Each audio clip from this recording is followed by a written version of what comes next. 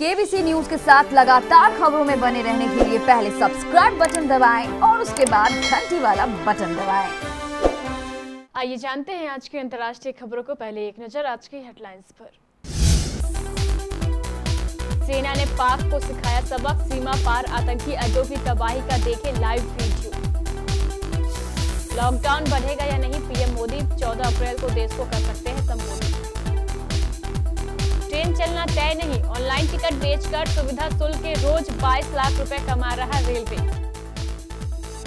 Lockdown पर suspense हो सकता है खत्म, पीएम मोदी आज करेंगे सभी मुख्यमंत्रियों से बात। लॉकडाउन में पिकनिक पर गया धोखाधड़ी का आरोपी बाधवा, अनुमति पर राजनीति गर्व। पंजाब सीएम अमरिंदर बोले सितंबर में कोविड-19 पहुंचेगा चरम पर, चंडीगढ़ पीजीआई को ऐसी कोई जानकारी नहीं। कोरोना पर बोली सोनिया, आशा है इस चुनौती से निपटने के लिए योजना बनाएगी सरकार। कोरोना से सुपर पावर फर्स्ट, अमेरिका में भूखमरी। मुश्किल घड़ी में दुनिया के कई देशों के लिए संकट मोचन बना भारत, हर कोई कर रहा है सलाम। भारत में कोरोना, देश में कुल संक्रमितों की संख्या 6761 हुई।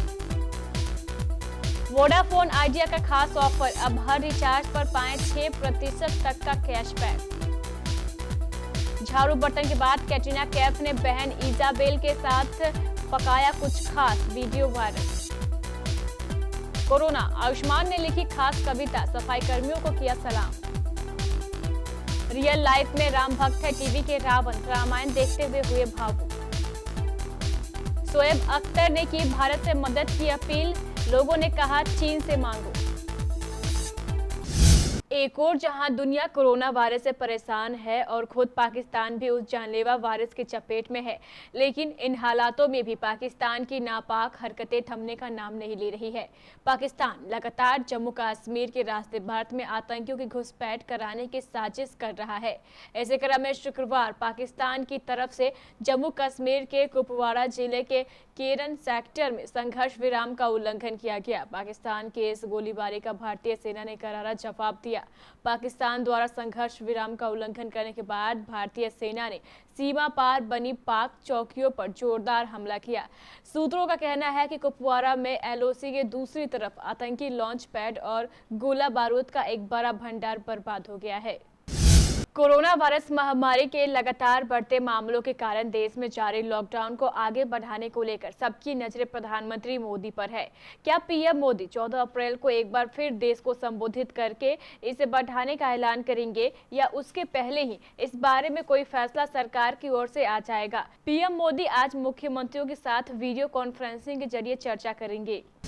कोरोना संकट के दौर में रेलवे टिकट बेचकर रोजाना 1.25 लाख लोगों से 15 व 30 रुपए कमा रहा है। ये रुपए सुविधा शुल्क के नाम पर लिया जा रहा है, वह भी जब तक 15 अप्रैल से ट्रेनों के चलने पर कोई निर्णय नहीं हुआ है। ये टिकट भारतीय रेलवे का Indian railway catering and tourism corporation बेच रहा है, जो रेलवे का ही उपक्रम है।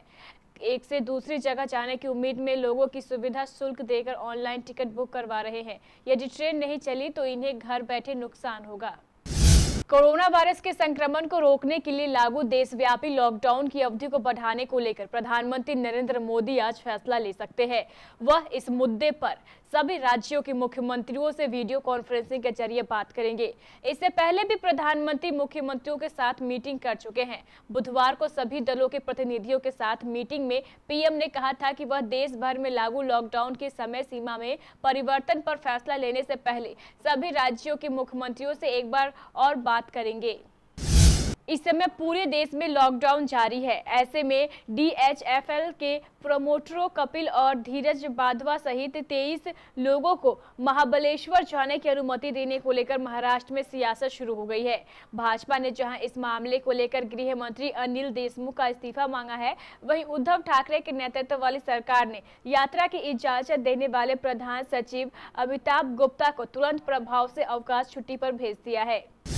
पंजाब के मुख्यमंत्री कैप्टन अमरिंदर सिंह द्वारा शुक्रवार दोपहर किए गए दावों के कुछ ही घंटे बाद हवा निकल गई। चंडीगढ़ पीसीआई ने शुक्रवार को कहा है कि उसे ऐसी किसी रिपोर्ट के बारे में जानकारी नहीं मिली है, जिसका हवाला देते हुए सीएम ने दावा किया था कि मध्य सितंबर तक देश की 58% आबादी कोरोना वायरस से संक्रमित हो सकती है।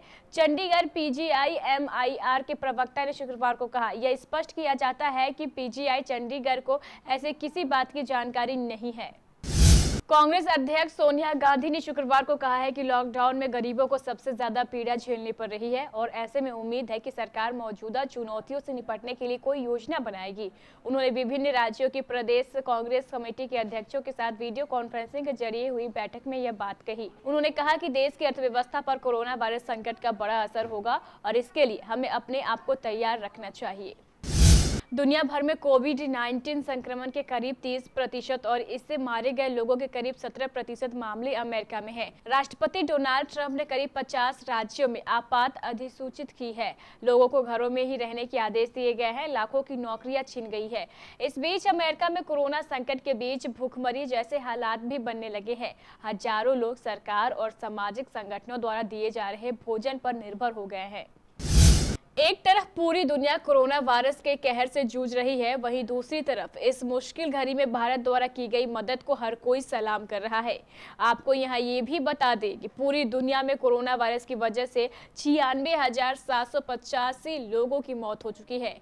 अब तक पूरी दुनिया में इसके 16,14,251 मामले सामने आ चुके हैं। अकेले अमेरिका में ही इसके मरीजों की संख्या 4,68,895 तक पहुंच गई है। यहाँ अब तक 16,697 लोगों की जान चली गई है। पूरी दुनिया में इसका सबसे बड़ा शिकार अमेरिका ही है। इसके अलावा इससे पीड़ित टॉप 10 देशों की सूची में स्पेन, इटली, जर्मनी, फ्रांस, चीन, ईरान, ब्रिटेन, तुर्की और बेल्जियम का नाम शामिल है। ऐसे में भारत दुनिया के कई देशों के लिए संकट मोचन बनकर सामने आया है। यही वजह है कि भारतीय पीएम नरेंद्र मोदी की हर जगह तारीफ हो रही है। आपको यहाँ यह भी बता दें कि कुछ समय पहले जर्मनी के लिए जरूरी सामान ले जा रहा एयर इंडिया का विमान जब पाकिस्तान की हवाई सीमा में घुसा था, तब वहां के सीटीएसी ने कहा था कि एयर इंडिया पर हमें गर्व है। देश में संपूर्ण लॉकडाउन का आज 18वां दिन है। लॉकडाउन के बीच कोरोना वायरस का कहर बढ़ता ही जा रहा है। कल राजस्थान में 26, गुजरात के बड़ोदरा में 21, मध्य प्रदेश में 14, महाराष्ट्र में 16, कर्नाटक में 10 और बिहार में 2 नए मामले आए, जबकि असम में पहली मौत हुई। स्वास्थ्य मंत्रालय की ओर से जारी आंकड़ों के मुताबिक पिछले 24 घंटे में कोरोना वायरस के 896 नए मामले आए हैं और 37 लोगों की मौत हुई है। कोरोना वायरस के कारण लॉकडाउन लगा हुआ है। ऐसे में टेलीकॉम कंपनियां अपने यूजर्स की सुविधा के लिए नए प्लान और नए ऑफर्स लेकर आ रही है। हाल ही में वोडाफोन आइडिया ने भी अपने यूजर्स के लिए एक खास ऑफर उतारा था। इसका नाम है recharge for good. Company recharge से कमाई का मौका दे रही है। आप लोगों की जानकारी के लिए बता दें कि इस ऑफर की शुरुआत हो गई है और यह 30 अप्रैल 2020 तक चलेगी। वोडाफोन आइडिया के इस खास प्रोग्राम के तहत यूजर अपने परिवार, दोस्तों या फिर किसी लोगों का रिचार्ज कर सकते हैं जिन्हें ऑनलाइन रिचार्ज की जानकारी ना हो या जिनके पास इंटरनेट एक्सेस की सुविधा उपलब्ध ना हो। अन्य ग्राहकों के रिचार्ज करने पर मौजूदा वोडाफोन या आइडिया यूजर्स को 6% तक कैशबैक मिल सकेगा। कोरोना के बीच बॉलीवुड एक्ट्रेस कैटरीना कैफ अपने क्वारंटाइन टाइम को अलग ही अंदाज में स्पेंड कर रही हैं। लॉकडाउन के वक्त कैटरीना कैफ ने खुद को घर के काम में बिजी कर रखा है। कभी वो झाड़ू लगा रही हैं तो कभी बर्तन धो रही हैं। वो इस समय हर वो काम कर रही हैं जो शायद वह पहले नहीं करती थी। अब उन्होंने अपनी बहन इजाबेल कैफ के साथ भी एक पोस्ट शेयर किया है। कैटरीना कैफ और उनकी बहन कुकिंग करने की कोशिश कर रही हैं। वो खुद कुछ पका रही है, लेकिन वो क्या पका रही है ये उन्हें खुद नहीं पता। पोस्ट शेयर करते हुए कैटरीना कैफ कहती हैं, हमें नहीं पता है कि हम क्या बना रहे हैं। हम आपको बता दें, जब हमें पता चलेगा हम आपको बता देंगे। एक्टर आयुष्मान खुराना सिर्फ एक बेहतरीन एक्टर नहीं बल्कि वो एक लाजवाब सिंगर भी है।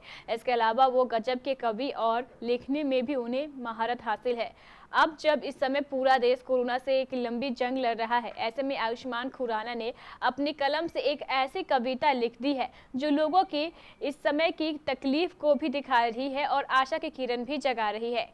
आयुष्मान खुराना ने ये खूबसूरत कविता इंस्टाग्राम पर शेयर की है। उन्होंने उस कविता को अपनी पोस्ट में लिखा भी दिया है जिसे लोग उसको बार बार पढ़ रहे हैं। उन्होंने इस कविता को नाम दिया है हमको तो सिर्फ घर पर रहना है।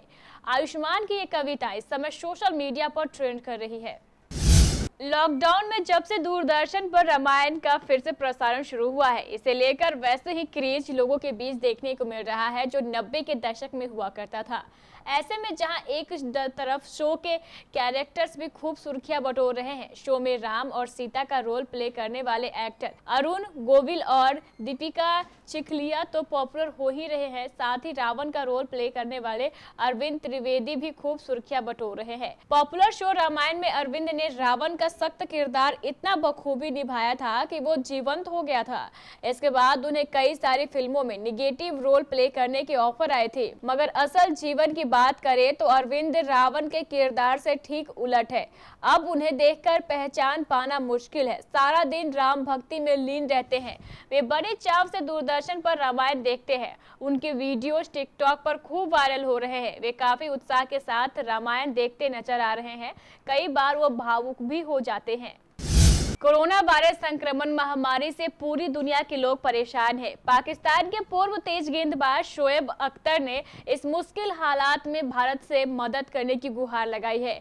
अख्तर का कहना था कि अगर भारत मुश्किल वक्त में पाकिस्तान के लिए 10,000 वेंटिलेटर बनाकर दे सके तो इस बात को उनका देश हमेशा ही याद रखेगा।